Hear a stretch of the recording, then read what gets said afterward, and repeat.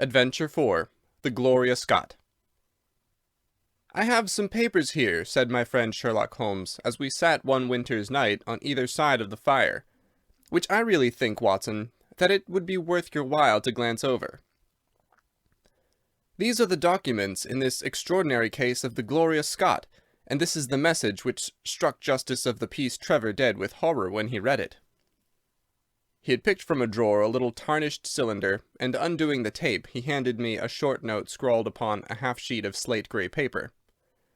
"The supply of game for London is going steadily up," it ran.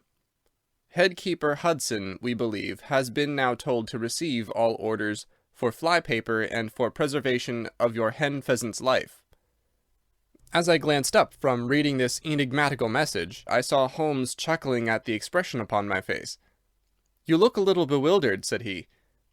"I cannot see how such a message as this could inspire horror.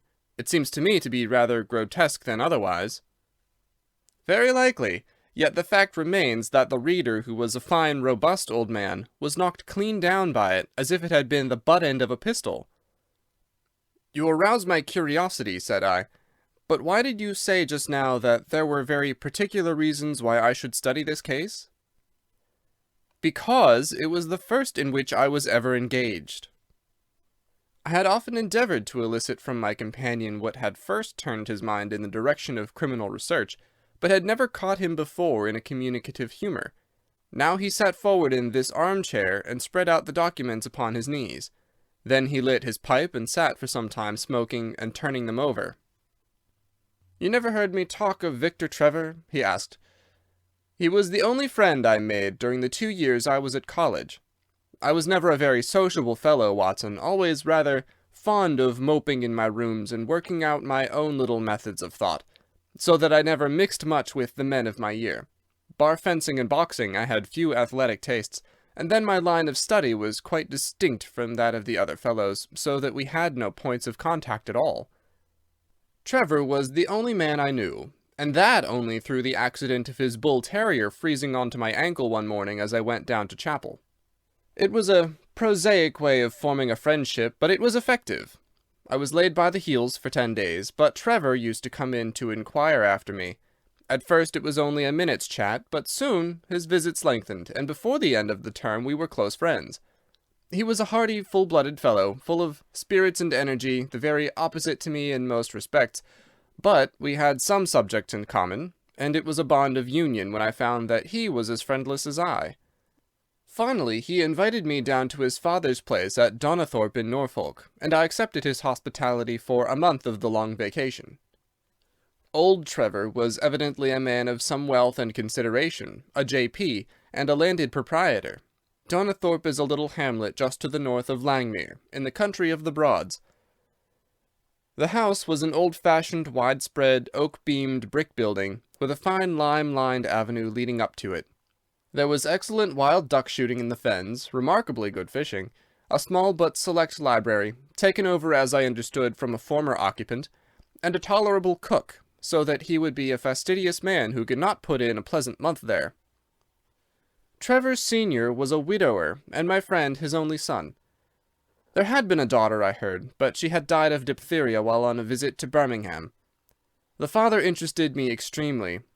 He was a man of little culture, but with a considerable amount of rude strength, both physically and mentally. He knew hardly any books, but he had travelled far, and had seen much of the world, and had remembered all that he had learned. In person he was a thick-set, burly man, with a shock of grizzled hair, a brown, weather-beaten face, and blue eyes which were keen to the verge of fierceness. Yet he had a reputation for kindness and charity on the countryside, and was noted for the leniency of his sentences from the bench. One evening, shortly after my arrival, we were sitting over a glass of port after dinner, when young Trevor began to talk about those habits of observation and inference which I had already formed into a system, although I had not yet appreciated the part which they were to play in my life. The old man evidently thought that his son was exaggerating in his description of 1 or 2 trivial feats which I had performed. "Come now, Mr. Holmes," said he, laughing good-humouredly. "I'm an excellent subject, if you can deduce anything from me." "I fear there is not very much," I answered. I might suggest that you have gone about in fear of some personal attack within the last 12 months. The laugh faded from his lips, and he stared at me in great surprise. "Well, that's true enough," said he. "You know, Victor," turning to his son, "when we broke up that poaching gang they swore to knife us, and Sir Edward Hawley has actually been attacked. I have always been on my guard since then, though I have no idea how you know it." "You have a very handsome stick," I answered. "By the inscription I observed that you had not had it more than a year, but you have taken some pains to bore the head of it and pour melted lead into the hole, so as to make it a formidable weapon. I argued that you would not take such precautions unless you had some danger to fear." "Anything else?" he asked, smiling. "You have boxed a good deal in your youth." "Right again. How did you know it? Is my nose knocked a little out of the straight?" "No," said I, "it is your ears. They have the peculiar flattening and thickening which marks the boxing man." "Anything else?" "You have done a good deal of digging by your callosities." "Made all my money at the gold fields." "You have been in New Zealand." "Right again." "You have visited Japan." "Quite true." "And you have been most intimately associated with someone whose initials were J.A., and whom you afterwards were eager to entirely forget." Mr. Trevor stood slowly up, fixed his large blue eyes upon me with a strange wild stare, and then pitched forward, with his face among the nutshells which strewn the cloth, in a dead faint. You can imagine, Watson, how shocked both his son and I were. His attack did not last long, however, for when we undid his collar and sprinkled the water from one of the finger-glasses over his face, he gave a gasp or two and sat up. "Ah, boys," said he, forcing a smile, "I hope I haven't frightened you. Strong as I look, there is a weak place in my heart, and it does not take much to knock me over. I don't know how you manage this, Mr. Holmes, but it seems to me that all the detectives of fact and of fancy would be children in your hands. That's your line of life, sir, and you may take the word of a man who has seen something of the world."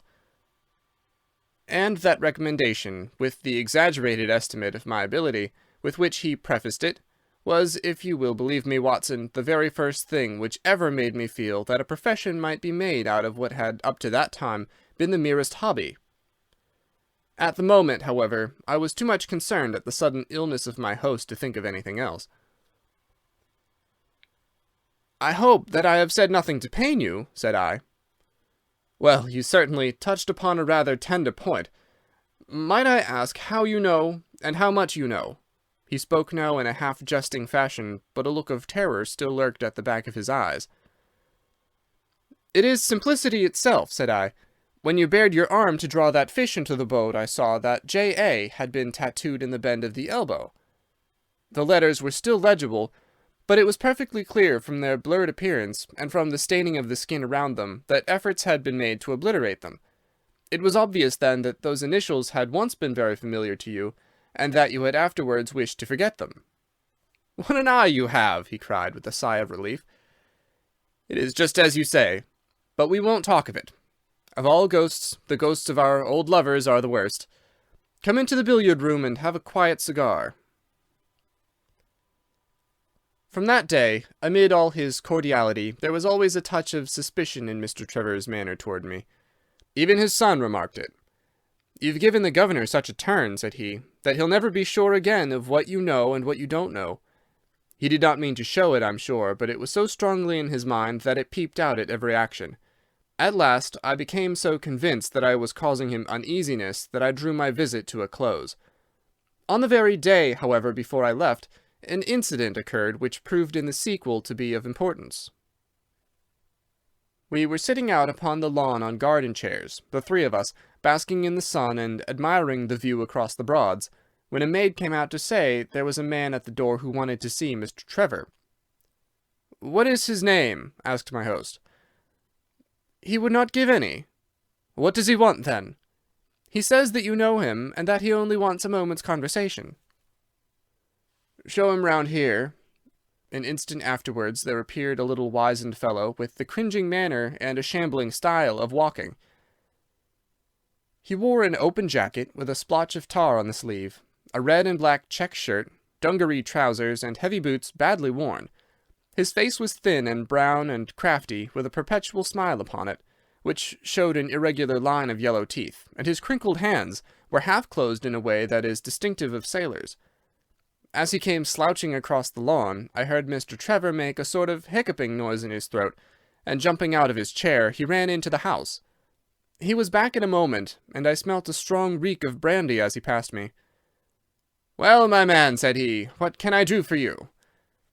The sailor stood looking at him with puckered eyes, and with the same loose-lipped smile upon his face. "You don't know me?" he asked. "Why, dear me, it is surely Hudson," said Mr. Trevor in a tone of surprise. "Hudson it is, sir," said the seaman. "Why, it's 30 year and more since I saw you last. Here you are in your house, and me still picking my salt meat out of the harness cask." "Tut, you will find that I have not forgotten old times," cried Mr. Trevor, and walking towards the sailor, he said something in a low voice. "Go into the kitchen," he continued out loud, "and you will get food and drink. I have no doubt that I shall find you a situation." "Thank you, sir," said the seaman, touching his forelock. "I'm just off a 2-yearer in an 8-knot tramp, short-handed at that, and I wants a rest. I thought I'd get it either with Mr. Beddoes or with you." "Ah!" cried Trevor, "you know where Mr. Beddoes is." "Bless you, sir, I know where all my old friends are," said the fellow with a sinister smile, and he slouched off after the maid to the kitchen. Mr. Trevor mumbled something to us about having been shipmate with the man when he was going back to the diggings, and then leaving us on the lawn, he went indoors. An hour later, when we entered the house, we found him stretched dead drunk upon the dining-room sofa. The whole incident left a most ugly impression upon my mind, and I was not sorry next day to leave Donnithorpe behind me, for I felt that my presence must be a source of embarrassment to my friend. All this occurred during the first month of the long vacation. I went up to my London rooms, where I spent 7 weeks working out a few experiments in organic chemistry. One day, however, when the autumn was far advanced and the vacation drawing to a close, I received a telegram from my friend imploring me to return to Donnithorpe, and saying that he was in great need of my advice and assistance. Of course I dropped everything and set out for the north once more. He met me with the dog-cart at the station, and I saw at a glance that the last 2 months had been very trying ones for him. He had grown thin and careworn, and had lost the loud, cheery manner for which he had been remarkable. "The governor is dying," were the first words he said. "Impossible!" I cried. "What is the matter?" "Apoplexy, nervous shock. He's been on the verge all day. I doubt if we shall find him alive." I was, as you may think, Watson, horrified at this unexpected news. "What has caused it?" I asked. "Ah, that's the point. Jump in and we can talk it over while we drive. You remember that fellow who came upon the evening before you left us?" "Perfectly." "Do you know who it was that we let into the house that day?" "I have no idea." "It was the devil, Holmes," he cried. I stared at him in astonishment. "Yes, it was the devil himself. We have not had a peaceful hour since, not one. The governor has never held up his head from that evening, and now the life has been crushed out of him and his heart broken, all through this accursed Hudson." "What power had he, then?" "Ah, that is what I would give so much to know. The kindly, charitable, good old governor. How could he have fallen into the clutches of such a ruffian? But I am so glad that you have come, Holmes. I trust very much to your judgment and discretion, and I know that you will advise me for the best." We were dashing along the smooth white country road, with the long stretch of the Broads in front of us glimmering in the red light of the setting sun. From a grove upon our left I could already see the high chimneys and the flagstaff which marked the squire's dwelling. "My father made the fellow gardener," said my companion, "and then, as that did not satisfy him, he was promoted to be butler. The house seemed to be at his mercy, and he wandered about and did what he chose in it. The maids complained of his drunken habits and his vile language. The dad raised their wages all round to recompense them for their annoyance. The fellow would take the boat and my father's best guns and treat himself to little shooting trips, and all this with such a sneering, leering, insolent face that I would have knocked him down 20 times over if he had been a man of my own age. I tell you, Holmes, I've had to keep a tight hold upon myself all this time, and now I'm asking myself whether, if I had let myself go a little more, I might not have been a wiser man. Well, matters went from bad to worse with us, and this animal Hudson became more and more intrusive, until at last, on making some insolent reply to my father in my presence one day, I took him by the shoulders and turned him out of the room. He slunk away with a livid face and 2 venomous eyes, which uttered more threats than his tongue could do. I don't know what passed between the poor dad and him after that, but the dad came to me next day and asked me whether I would mind apologizing to Hudson. I refused, as you can imagine, and asked my father how he could allow such a wretch to take such liberties with himself and his household. "Ah, my boy," said he, "it is all very well to talk, but you don't know how I am placed. But you shall know, Victor. I'll see that you shall know, come what may. You wouldn't believe harm of your poor old father, would you, lad?" He was very much moved, and shut himself up in the study all day, where I could see through the window that he was writing busily. That evening there came what seemed to me to be a grand release, for Hudson told us that he was going to leave us. He walked into the dining-room as we sat after dinner, and announced his intention in the thick voice of a half-drunken man. "I've had enough of Norfolk," said he. "I'll run down to Mr. Beddoes in Hampshire. He'll be as glad to see me as you were, I dare say." "You're not going away in an unkind spirit, Hudson, I hope," said my father with a tameness which made my blood boil. "I've not had my apology," said he sulkily, glancing in my direction. "Victor, you will acknowledge that you have used this worthy fellow rather roughly," said the dad, turning to me. "On the contrary, I think that we have both shown extraordinary patience towards him," I answered. "Oh, you do ya?" he snarls. "Very good, mate, we'll see about that." He slouched out of the room, and half an hour afterwards left the house, leaving my father in a state of pitiable nervousness. Night after night I heard him pacing his room, and it was just as he was recovering his confidence that the blow did at last fall. "And how?" I asked eagerly. "In a most extraordinary fashion. A letter arrived for my father yesterday evening, bearing the Fordingbridge postmark. My father read it, clapped both his hands to his head, and began running around the room in little circles, like a man who has been driven out of his senses. When I at last drew him down onto the sofa, his mouth and eyelids were all puckered on one side, and I saw that he had a stroke. Dr. Fordham came over at once. We put him to bed, but the paralysis has spread. He has shown no sign of returning consciousness, and I think that we shall hardly find him alive." "You horrify me, Trevor," I cried. "What then could have been in this letter to cause so dreadful a result?" "Nothing. There lies the inexplicable part of it. The message was absurd and trivial. Oh, my God, it is as I feared." As he spoke, we came round the curve of the avenue, and saw in the fading light that every blind in the house had been drawn down. As we dashed up to the door, my friend's face convulsed with grief, a gentleman in black emerged from it. "When did it happen, doctor?" asked Trevor. "Almost immediately after you left." "Did he recover consciousness?" "For an instant before the end." "Any message for me?" "Only that the papers were in the back drawer of the Japanese cabinet." My friend ascended with the doctor to the chamber of death, while I remained in the study, turning the whole matter over and over in my head, and feeling as sombre as ever I had done in my life. What was the past of this Trevor, pugilist, traveller, and gold-digger, and how had he placed himself in the power of this acid-faced seaman? Why, too, should he faint at an allusion to the half-effaced initials upon his arm, and die of fright when he had a letter from Fordingham? Then I remembered that Fordingham was in Hampshire, and that this Mr. Beddoes, whom the seaman had gone to visit and presumably to blackmail, had also been mentioned as living in Hampshire. The letter, then, might either come from Hudson, the seaman, saying that he had betrayed the guilty secret which appeared to exist, or it might come from Beddoes, warning an old confederate that such a betrayal was imminent. So far it seemed clear enough, but then how could this letter be trivial and grotesque, as described by the son? He must have misread it. If so, it must have been one of those ingenious secret codes, which mean one thing while they seem to mean another. I must see this letter. If there were a hidden meaning in it, I was confident that I could pluck it forth. For an hour I sat pondering it over in the gloom, until at last a weeping maid brought in a lamp, and close at her heels came my friend Trevor, pale but composed, with these very papers which lie upon my knee, held in his grasp.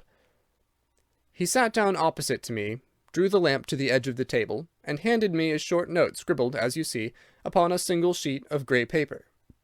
"The supply of game for London is going steadily up," it ran. "Head-keeper Hudson, we believe, has been now told to receive all orders for fly-paper and for preservation of your hen-pheasant's life."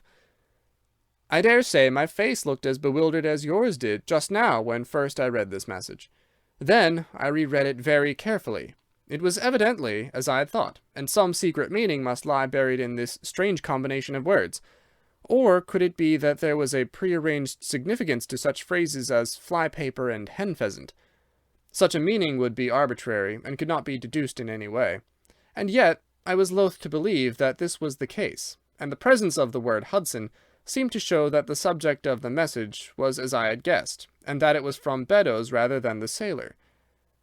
I tried it backwards, but the combination life-pheasant's hen was not encouraging. Then I tried alternate words, but neither the of for nor supply game London promised to throw any light upon it.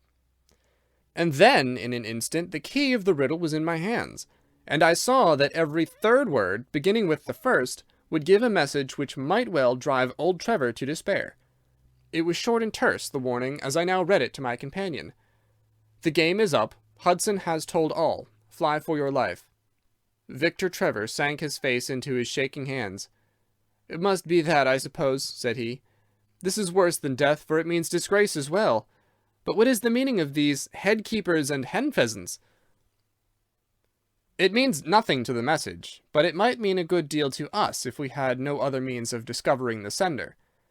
You see that he has begun by writing "the game is," and so on. Afterwards he had to fulfill the prearranged cipher to fill in any 2 words in each space.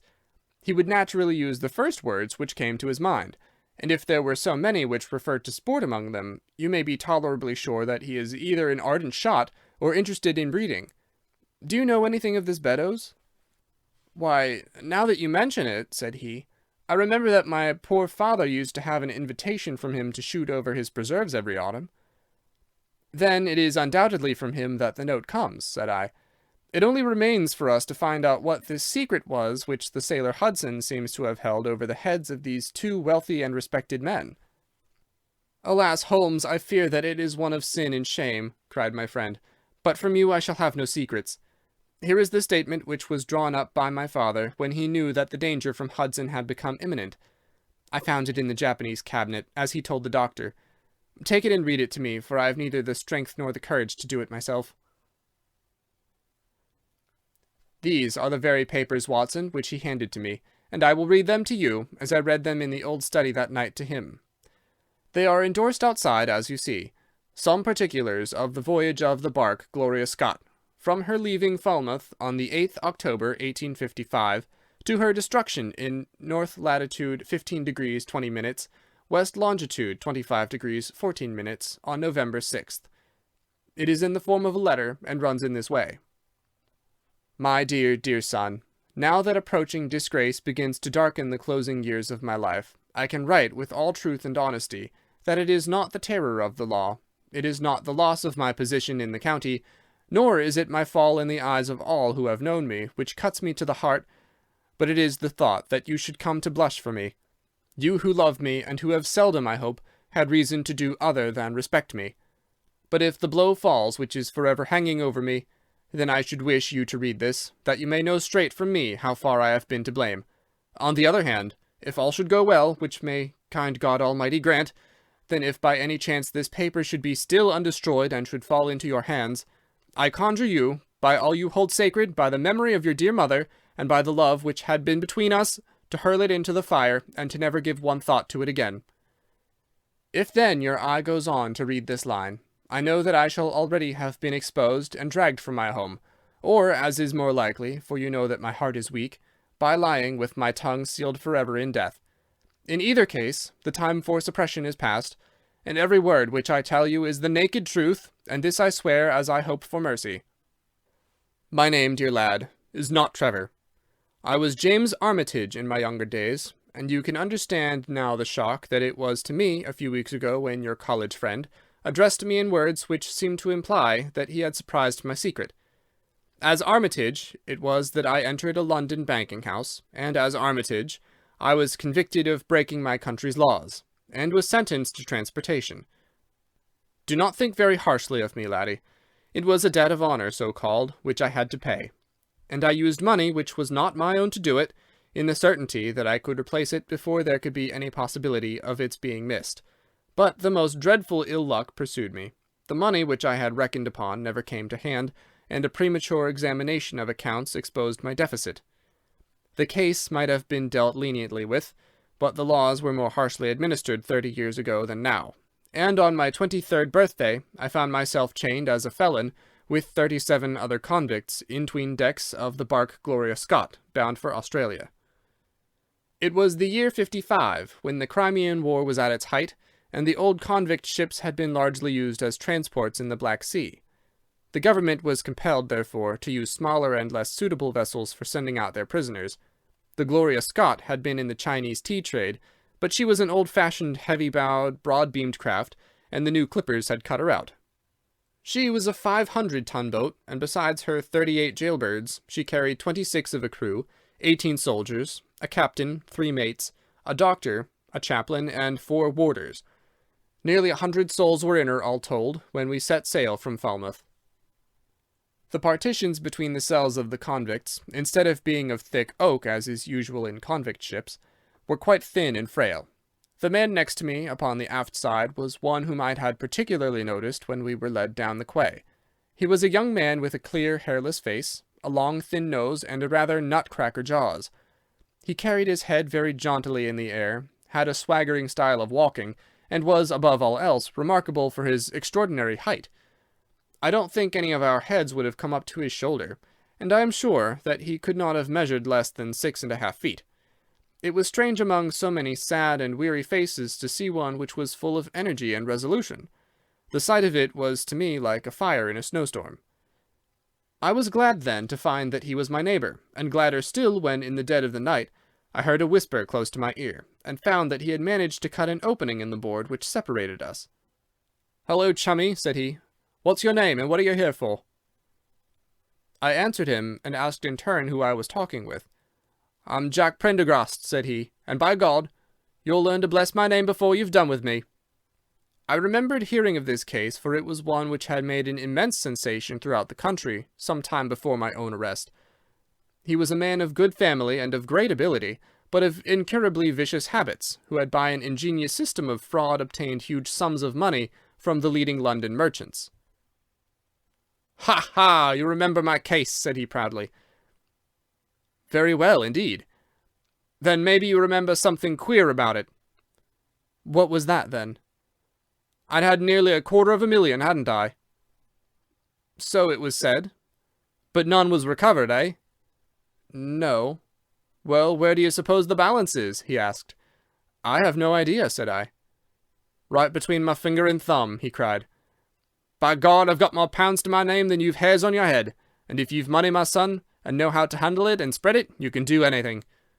Now, you don't think it likely that a man who could do anything is going to wear his breeches out sitting in the stinking hold of a rat-gutted, beetle-ridden, mouldy old coffin of a chin-china coaster. No, sir, such a man will look after himself, and will look after his chums. You may lay to that, you hold on to him, and you may kiss the book that he'll haul you through." That was his style of talk, and at first I thought it meant nothing, but after a while, when he had tested me and sworn me in with all possible solemnity, he let me understand that there really was a plot to gain command of the vessel. A dozen of the prisoners had hatched it before they came aboard. Prendergast was the leader, and his money was the motive power. "I'd a partner," said he, "a rare good man, as true as a stock to a barrel. He's got the dibs, he has, and where do you think he is at this moment? Why, he is the chaplain of the ship, the chaplain, no less. He came aboard with a black coat and his papers right, and money enough in his box to buy the thing right up from his keel to main truck. The cruiser is, body and soul. He could buy him at so much a gross with a cash discount, and he did it before ever they signed on. He's got 2 of the warders and Mirror, the second mate, and he'd get the captain himself if he thought him worth it." "What are we to do, then?" I asked. "What do you think?" said he. "We'll make the coats of some of these soldiers redder than ever the tailor did." "But they're armed," said I. "And so shall we be, my boy. There's a brace of pistols for every mother's son of us, and if we can't carry this ship with the crew at our back, it's time we were all sent to a young Mrs. boarding school. You speak to your mate upon the left tonight, and see if he is to be trusted." I did so, and found my other neighbor to be a young fellow in much the same position as myself, whose crime had been forgery. His name was Evans, but he afterwards changed it, like myself, and he is now a rich and prosperous man in the south of England. He was ready enough to join the conspiracy, as the only means of saving ourselves, and before we had crossed the bay, there were only 2 of the prisoners who were not in the secret. One of these was of weak mind, and we did not dare to trust him, and the other was suffering from jaundice, and could not be of any use to us. From the beginning, there was really nothing to prevent us from taking possession of the ship. The crew were a set of ruffians, specially picked for the job. The sham chaplain came into our cells to exhort us, carrying a black bag, supposed to be full of tracts, and so often did he come that by the 3rd day we had each stowed away at the foot of our beds a file, a brace of pistols, a pound of powder, and 20 slugs. 2 of the warders were agents of Prendergast, and the second mate was his right-hand man. The captain, the 2 mates, 2 warders, Lieutenant Martin, his 18 soldiers, and the doctor were all that we had against us. Yet, safe as it was, we determined to neglect no precaution, and to make our attack suddenly by night. It came, however, more quickly than we expected, and in this way. One evening, about the 3rd week after our start, the doctor had come down to see one of the prisoners who was ill, and putting his hand down on the bottom of his bunk, he felt the outline of the pistols.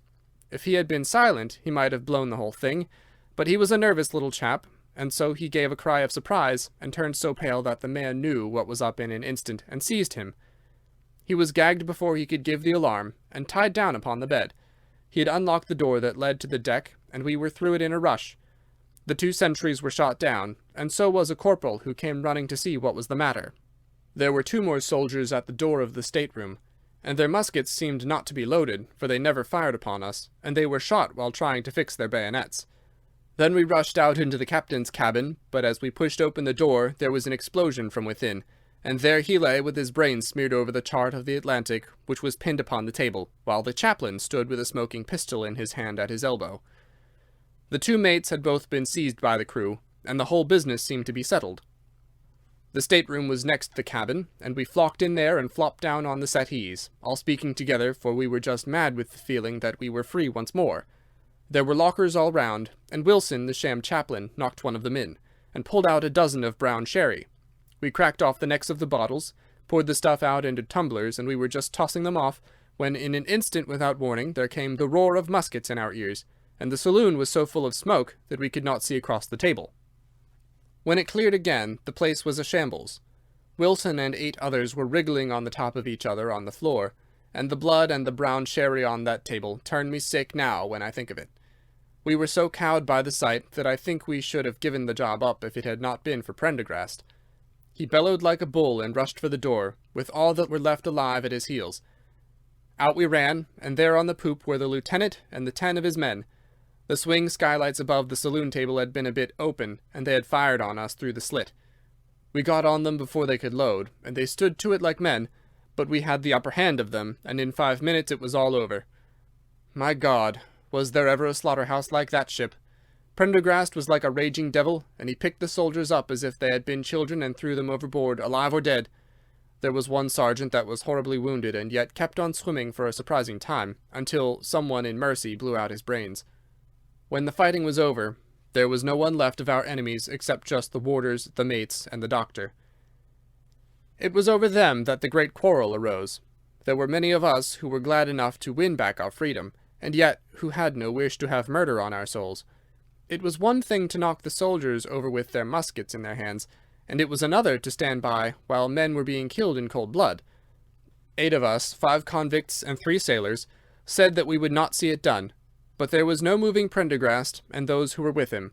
Our only chance of safety lay in making a clean job of it, said he, and he would not leave a tongue with power to wag in a witness-box. It nearly came to our sharing the fate of the prisoners, but at last he said that if we wished we might take a boat and go. We jumped at the offer, for we were already sick of these bloodthirsty doings, and we saw that there would be worse before it was done. We were given a suit of sailor togs each, a barrel of water, 2 casks, one of junk and one of biscuits, and a compass.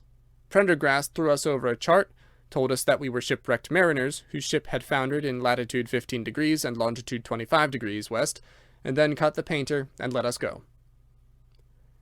And now I come to the most surprising part of my story, my dear son.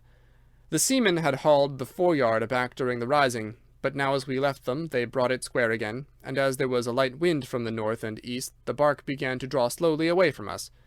Our boat lay rising and falling upon the long, smooth rollers, and Evans and I, who were the most educated of the party, were sitting in the sheets, working out our position and planning what coast we should make for.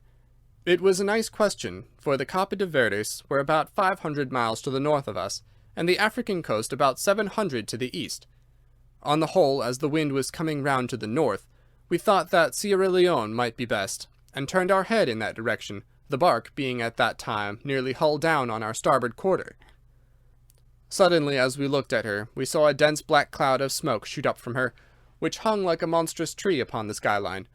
A few seconds later a roar like thunder burst upon our ears, and as the smoke thinned away, there was no sign left of the Gloria Scott. In an instant we swept the boat's head round again, and pulled with all our strength for the place where the haze, still trailing over the water, marked the scene of this catastrophe. It was a long hour before we reached it, and at first we feared that we had come too late to save anyone. A splintered boat and a number of crates and fragments of spars rising and falling on the waves showed us where the vessel had foundered. But there was no sign of life, and we had turned away in despair, when we heard a cry for help, and saw at some distance a piece of wreckage with a man lying stretched across it. When we pulled him aboard the boat, he proved to be a young seaman of the name of Hudson, who was so burned and exhausted that he could give us no account of what had happened until the following morning. It seemed that after we had left, Prendergast and his gang had proceeded to put to death the 5 remaining prisoners. The 2 warders had been shot and thrown overboard, and so also had the 3rd mate. Prendergast then descended to the 'tween decks, and with his own hands cut the throat of the unfortunate surgeon. There only remained the 1st mate, who was a bold and active man. When he saw the convict approaching him with the bloody knife in his hand, he kicked off his bonds, which he had somehow contrived to loosen, and rushing down the deck he plunged into the afterhold. A dozen convicts, who descended with their pistols in search of him, found him with a matchbox in his hand seated beside an open powder barrel, which was one of 100 carried on board, and swearing that he would blow all hands up if he were in any way molested. An instant later the explosion occurred, though Hudson thought it was caused by the misdirected bullet of one of the convicts rather than the mate's match. Be the cause what it may, it was the end of the Gloria Scott, and of the rabble who held command of her. Such, in a few words, my dear boy, is the history of this terrible business in which I was involved. Next day we were picked up by the brig Hotspur, bound for Australia, whose captain found no difficulty in believing that we were the survivors of a passenger ship which had foundered. The transport ship Gloria Scott was set down by the Admiralty as being lost at sea, and no word has ever leaked out as to her true fate. After an excellent voyage, the Hotspur landed us at Sydney, where Evans and I changed our names and made our way to the diggings, where among the crowds who were gathered from all nations, we had no difficulty in losing our former identities. The rest I need not relate. We prospered, we travelled, we came back as rich colonials to England, and we bought country estates. For more than 20 years we have led peaceful and useful lives, and we hoped that our past was forever buried. Imagine, then, my feelings when in the seaman who came to us I recognized instantly the man who had been picked off the wreck. He had tracked us down somehow, and had set himself to live upon our fears. You will understand now how it was that I strove to keep the peace with him, and you will in some measure sympathize with me in the fears which fill me, now that he has gone from me to his other victim with threats upon his tongue. Underneath is written in a hand so shaky as to be hardly legible, Beddoes writes in cipher to say H has told all. Sweet Lord, have mercy on our souls. That was the narrative which I read that night to young Trevor, and I think, Watson, that under the circumstances it was a dramatic one. The good fellow was heartbroken at it, and went out to the Terai tea planting, where I hear that he is doing well. As to the sailor and Beddoes, neither of them was ever heard of again after that day on which the letter of warning was written. They both disappeared utterly and completely. No complaint had been lodged with the police, so that Beddoes had mistaken a threat for a deed. Hudson had been seen lurking about, and it was believed by the police that he had done away with Beddoes and had fled. For myself, I believe that the truth was exactly the opposite. I think that it is most probable that Beddoes, pushed to desperation and believing himself to have been already betrayed, had revenged himself upon Hudson, and had fled from the country with as much money as he could lay his hands on. Those are the facts of the case, Doctor, and if they are of any use to your collection, I am sure that they are very heartily at your service. End of Adventure 4, The Gloria Scott.